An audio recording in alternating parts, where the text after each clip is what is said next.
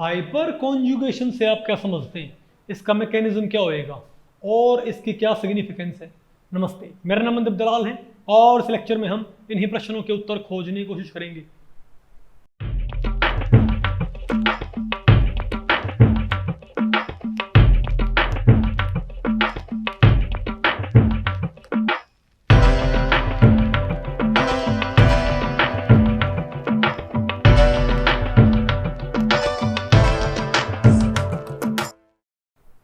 Okay, तो भैया आज हमें क्या पढ़ना है,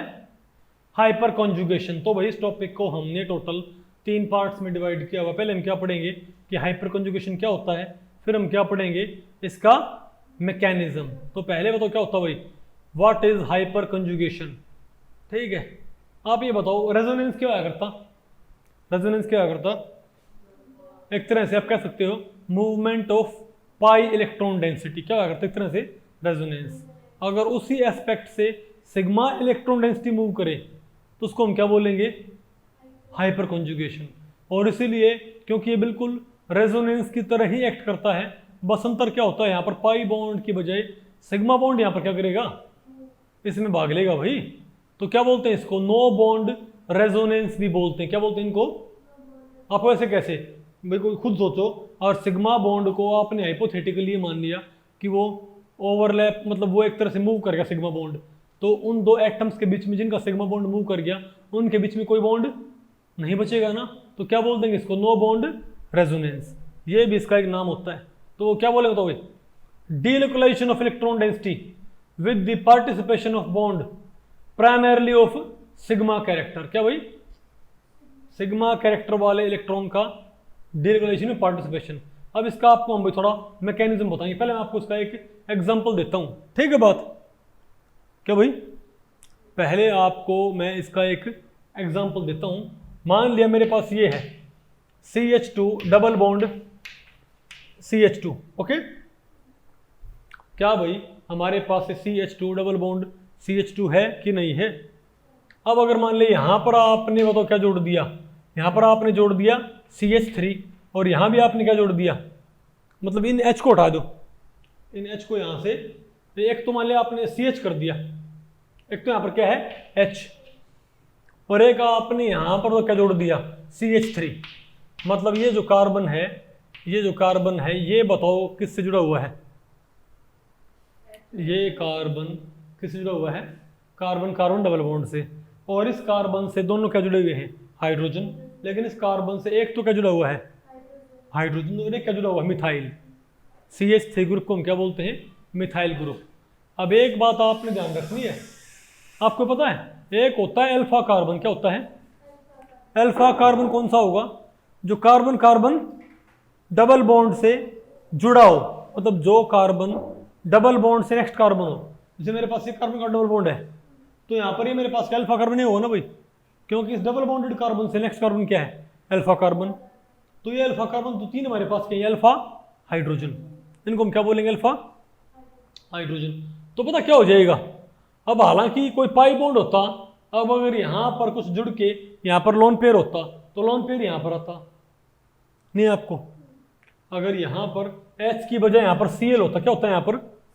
Cl, तो Cl का लोन पेयर यहां पर आता ना भाई, तो मजबूरन डबल बॉन्ड कहां भागता, इसके ऊपर। तो वो तो हमको समझ में आता, वो तो क्या होता है रेजोनेंस। इसको आप ध्यान से समझियो, रेजोनेंस में और हाइपर कॉन्जुगेशन में अंतर क्या है। तो C डबल बॉन्ड CH2, इस कार्बन से क्या है Cl, और ये क्या जुड़ा हुआ है, मिथाइल। ठीक है,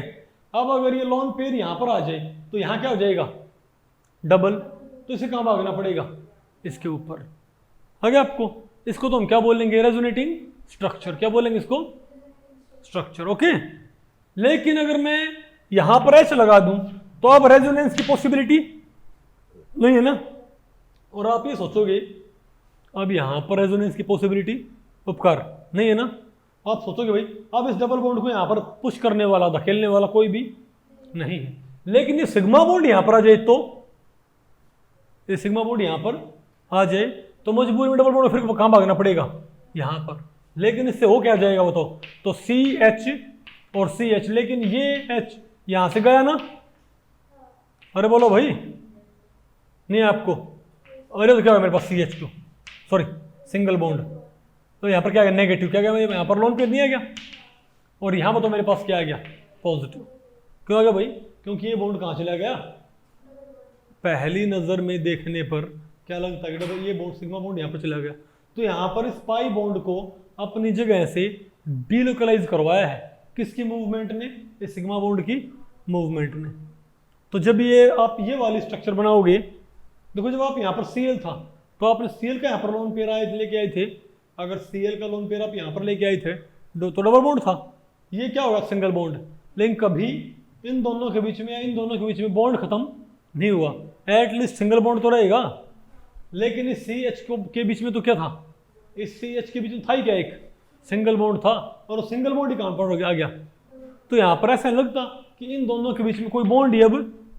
नहीं है, तो इसे क्या सेंस आती है, इसको बोलते हैं नो बॉन्ड रेजोनेंस। इसलिए क्या बोलते हैं इसको,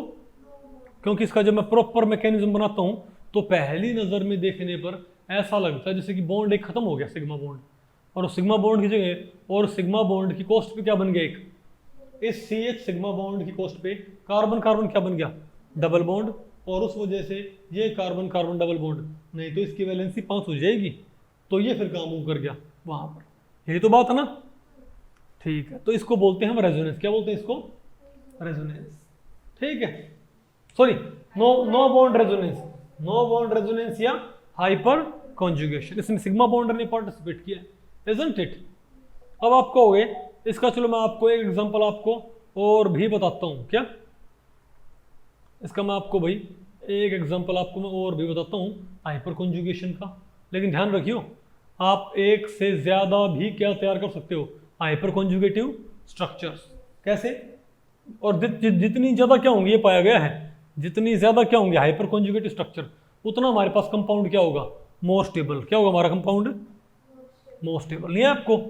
फॉर एग्जाम्पल, अच्छा यही था हमारे पास, ये C डबल बॉन्ड CH2, और यहाँ पर क्या था मेरे पास,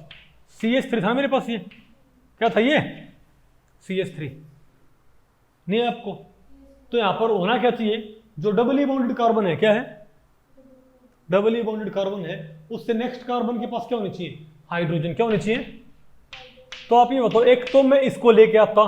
तब भी मेरे पास क्या बनती, हाइपर कॉन्जुगेटिव स्ट्रक्चर, और एक मैं इसको ना लेके आके इसको लेके आता तब भी क्या बनती, हाइपर कॉन्जुगेटिव स्ट्रक्चर, और इसको ना लेके इसको लेके तब मेरे पास क्या बनती, हाइपर कॉन्जुगेटिव स्ट्रक्चर। बनती कि नहीं बनती, क्या पक्की बात है, आगे आपको ये। तो इसको भाई, तो यहाँ पर कई सारी हम हाइपर कॉन्जुगेटिव स्ट्रक्चर तैयार कर सकते हैं। ठीक है, अब आपके दिमाग में सवाल ये आएगा कि हमको पता कैसे लगेगा भाई, हम कैसे बनाएंगे इनकी हाइपर कॉन्जुगेटिव स्ट्रक्चर्स, इसका मैकेनिज्म क्या होता है, इसके मैकेनिज्म को समझने के लिए मैं बेंजीन का एग्जांपल लेता हूँ हाइपर कॉन्जुगेशन दिखाने के लिए। क्या, क्योंकि बेंजीन के अंदर भी क्या होता है, कार्बन कार्बन डबल बॉन्ड नहीं होता क्या, अरे भाई क्या बेंजीन के अंदर भी कार्बन कार्बन डबल बॉन्ड नहीं होता, बिल्कुल होता। कैसे,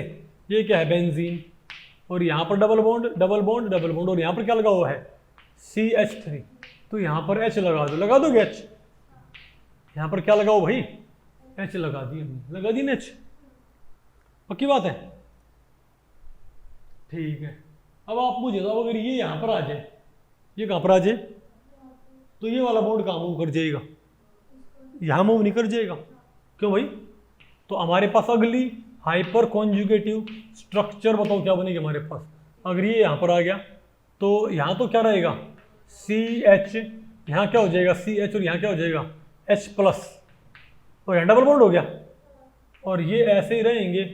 लेकिन भाई क्योंकि ये बॉन्ड यहाँ पर आएगा तो ये डबल बॉन्ड साथ नहीं रहेंगे ना, इस डबल बॉन्ड को मजबूरी में कहाँ भागना पड़ेगा, इसके ऊपर, तो यहाँ पर आ जाएगा मेरे पास, यहाँ पर क्या है नेगेटिव चार्ज।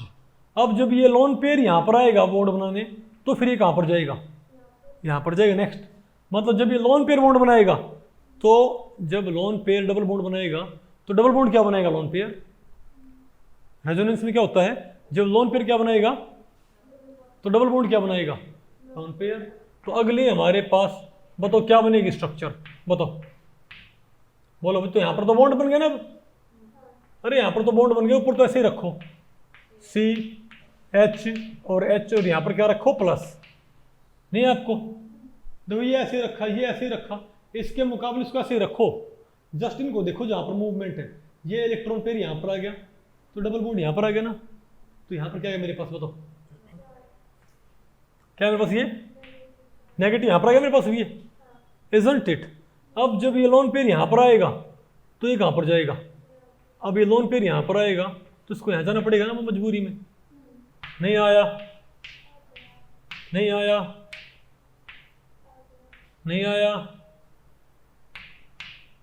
आ गया ना,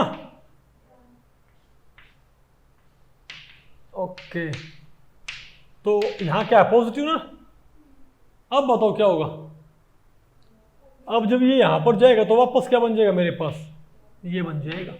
इजंट इट। तो यहाँ भी हमारे पास क्या हो रखा है, हाइपर कॉन्जुगेशन हो रखा है कि नहीं हो रखा, और क्या हो गया CH और H। तो ये हमारे पास क्या है, इसके हाइपर कॉन्जुगेटिव स्ट्रक्चर्स। तो जैसे मैंने हाइपर कॉन्जुगेटिव स्ट्रक्चर मतलब एक तरह से ये तो उसके बराबर ही आएगी, पहली और आखिर तो बराबर सी होंगी, नहीं आपको। लेकिन आप मुझे ये बताओगे कि अब ये जो हाइड्रोजन, ये CH बॉन्ड था, अब इसकी वजह मैं इनको इस्तेमाल कर सकता और इसकी वजह इसको भी,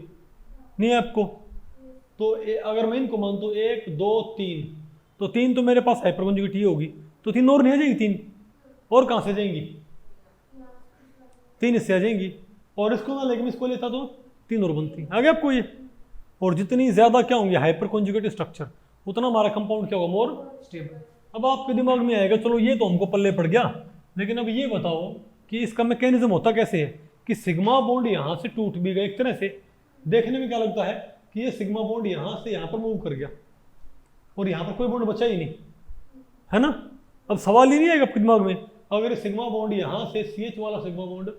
आपके दिमाग में सवाल नहीं आएगा भाई कि CH वाला सिग्मा बॉन्ड अगर यहाँ से मूव कर गया, जैसे यहाँ पर है, अगर CH वाला सिग्मा बॉन्ड यहाँ पर मूव कर गया और ये यहाँ पर मूव कर गया, तो ये H यहाँ पर जुड़ा क्यों हुआ है, ये प्रोटॉन यहाँ पर भाई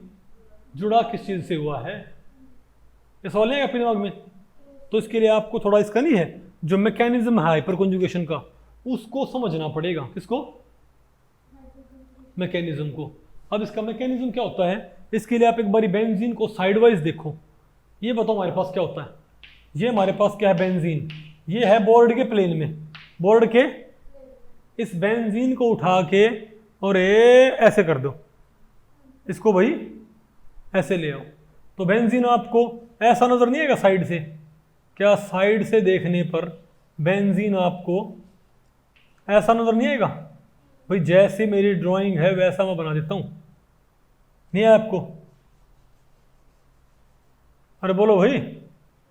साइड से देखने पर बेंजीन आपको ऐसा नजर नहीं आएगा, इस टाइप से जो आपकी तरफ थोड़ा थिक नजर आएगा, अगर आपको समझ में। और ये हर एक के पास क्या बताओ, और हर एक कार्बन हर एक के पास क्या बताओ, यहाँ बताओ क्या इसके पास H, यहाँ क्या इसके पास, ये बोर्ड से उस साइड हो गया, ये हमारी तरफ H, नहीं है आपको, ये हमारी तरफ H, ये बोर्ड की उस साइड है, और ये क्या है H। अरे भैया ऐसे नहीं है मेरे पास, अगर मेरे पास जैसे ऐसे बेंजीन है, मेरे पास ऐसे बेंजीन है, नहीं आपको, तो 2 H यहाँ है, 2 H यहाँ है, और 2 1 H यहाँ है, और 1 H यहाँ है, नहीं बात आपको पहले पड़ी। और यहाँ बताओ क्या इसके पास, लेकिन अगर मैं इस H को हटा के यहाँ पर क्या लगाता हूँ, मिथाइल, कहाँ लगा, यहाँ पर मैं क्या लगाऊँ भाई, मिथाइल लगाऊँ, तो ये जो C है, ये C अब क्या है, sp3 हाइब्रिडाइज्ड, क्या मेरे पास ये, तो इसका ये तो क्या मान लो H, और 1 H क्या मान लो इसका ये, और 1 H क्या मान लो इसका ये मान लो, नहीं आपको। मतलब बोर्ड के प्लेन में, मतलब ये जो कार्बन है, ये कार्बन कार्बन बॉन्ड, और ये कार्बन हाइड्रोजन बॉन्ड कहाँ पर, बोर्ड के प्लेन में है, ये वाला बोर्ड से उस साइड है, और ये वाला बोर्ड से इस साइड है, और इसके पास हर एक कार्बन के पास क्या, एक एक, हर एक कार्बन के पास एक एक पीजेड नहीं है क्या, नहीं है क्या, हर एक के पास क्या, वो एक एक पीजेड है कि नहीं है। और इनमें क्या रखा है, इनमें क्या होता है, ओवरलैप, और इनसे क्या बनते हैं, पाई बॉन्ड, इन पीजेड में, और यहाँ पर ओवरलैप हुआ, यहाँ पर यहाँ पर, तो एक ज्योमेट्री बन जाएगी, और अगर यहाँ पर ओवरलैप, यहाँ ओवरलैप, यहाँ पर, तो वो बन जाएगी। अब पता होगा ना आपको इस चीज़ का।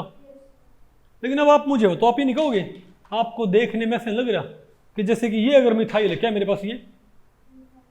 इसको आप समझिए ध्यान से, जैसे ये मेरे पास क्या है, मिथाइल ग्रुप, ये मेरे पास क्या है, मिथाइल ग्रुप, ये मान लो, नजर है आपको उपकार, इसको आप क्या मान लो भाई, मिथाइल ग्रुप कंसिडर कर लो इसको। अच्छा यहां बताओ कौन हमारे पास बेंजीन, यहाँ कौन हमारे पास, तो ये कौन हमारे पास पीजेड, तो एक पीजेड मेरे पास यहाँ है, नहीं आपको, एक दो, एक पीजेड यहाँ है, एक पीजेड यहाँ है, एक यहाँ, एक यहाँ, एक यहाँ और एक यहाँ, तो यहाँ पर 6 क्या है मेरे पास, एक PZ, 2 PZ, 3 PZ, 4 PZ, 5 PZ से, तो 6 पीजेड तो मेरे पास यहाँ पर आ गए। तो यहाँ पर एक पीजेड नहीं इस कार्बन का, ये बेंजीन कार्बन है, ये मिथाइल कार्बन है, तो ये जो पीजेड है ये तो बिल्कुल खड़ा है यहाँ पर, ये पीजेड क्या बिल्कुल वर्टिकल, और ये क्या है, एक सिग्मा बॉन्ड, ये क्या है, एक ये थोड़ा तिरछा ऑर्बिटल ही है, ये क्या है, एक तिरछा ऑर्बिटल, दो दिक्कत है, एक तो ये तो फ्री है बॉन्ड करने के लिए आपस में, ये तो आपस में बॉन्ड करने क्या है, फ्री है, और ये वर्टिकल है, लेकिन जो सिग्मा बॉन्ड है, जो सिग्मा बॉन्ड, ये वाला सिग्मा बॉन्ड, ये वाले नहीं, ये वाले नहीं, ये वाला सिग्मा बॉन्ड, इस वाले सिग्मा बॉन्ड का हाइब्रिड ऑर्बिटल वर्टिकल तो है नहीं, थोड़ा क्या है, तिरछा, लेकिन थोड़ा तिरछा होने के बावजूद ये किससे ओवरलैप कर सकता है बताओ, इस कार्बन के पीजेड से, नहीं आपको, क्या इस कार्बन के पीजेड से यहां पर पार्शियल ओवरलैप नहीं हो सकता क्या, क्या उपकर, नहीं आपको समझ, मतलब देखो अगर इस कार्बन के पास भी एक पीजेड होता वर्टिकल, देखो मेरे पास 6 पीजेड है, यहां पर क्या है मेरे पास बेंजीन रिंग, यहां भाई मेरे पास बेंजीन रिंग है, ठीक है, तो मेरे पास यहां पर क्या है, एक पीजेड यहां है, एक पीजेड यहां, एक पीजेड यहां, एक पीजेड यहां, एक पीजेड यहां, तो ये 6 पीजेड तो आपस में ओवरलैप कर ही सकते हैं। अब अगर ये पीजेड यहां पर एक पीजेड होता तो वो इनसे आसानी से ओवरलैप कर लेता, अब पीजेड तो यहां पर है, इसके पास क्या सिग्मा ऑर्बिटल, लेकिन ये सिग्मा थोड़ा क्या है, तिरछा, तो ये पूरा ओवरलैप तो नहीं कर पाएगा, लेकिन हल्का फुल्का ओवरलैप होना रहा है, कोई दिक्कत नहीं, ये हल्का फुल्का ओवरलैप नहीं कर लेगा ऐसे,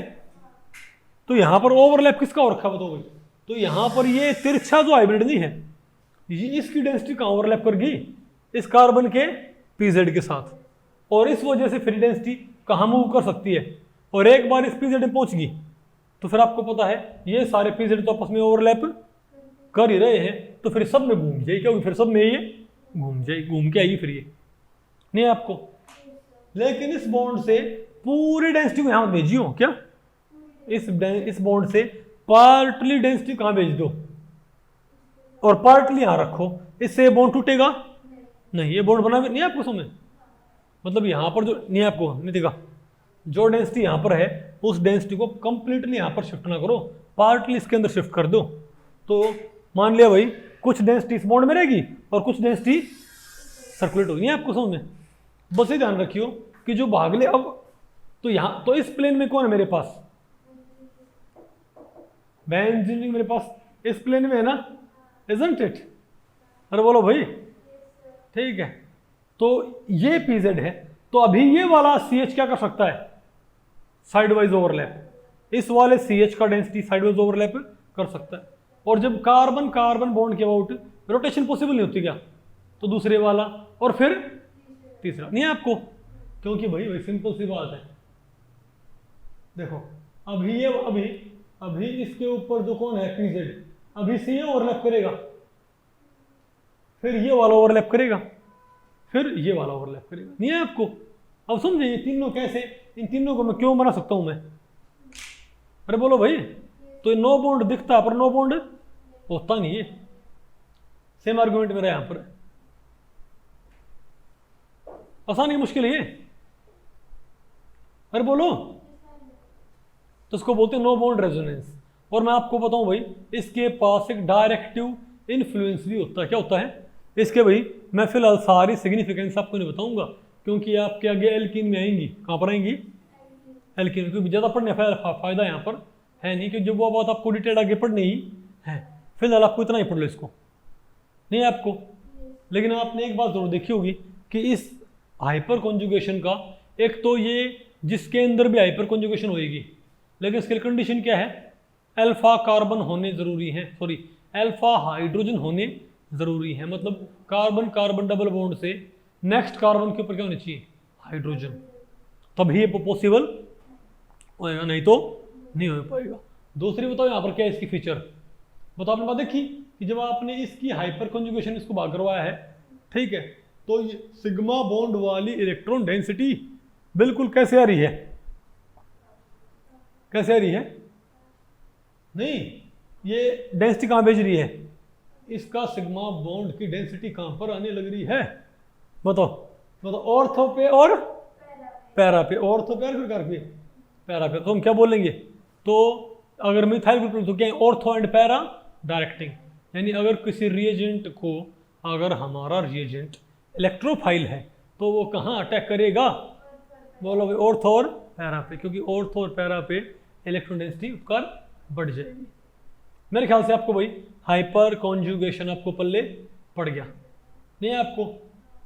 और ध्यान रखियो जितने ज्यादा अल्फा हाइड्रोजन उतने ज्यादा क्या होगा हमारा कंपाउंड, स्टेबल होएगा, क्या नहीं आपको समझ में, जितनी ज्यादा क्या होगा हाइपर कॉन्जुगेटिव स्ट्रक्चर। अच्छा पहले बताओ हाइपर कॉन्जुगेशन से भी क्या होता है, इलेक्ट्रॉन रिलीजिंग इफेक्ट होता है, क्या होता है हाइपर कॉन्जुगेशन से, इलेक्ट्रॉन डोनेटिंग ग्रुप इफेक्ट होता है, इससे रिंग को इलेक्ट्रॉन डोनेट करता है कि एक्सेप्ट करता है, डोनेट करता है रिंग को, इजंट इट। और इससे बताओ क्या होता है, ये ऑर्थो एंड पैरा क्या है, डायरेक्ट, मोटामोटी क्या बात है, हंस करो फिर, मैं ऐसे बोल रहा हूँ ये, अरे जब मैं थोड़ा थक रहा हूँ तो मैं ऐसे ही भाई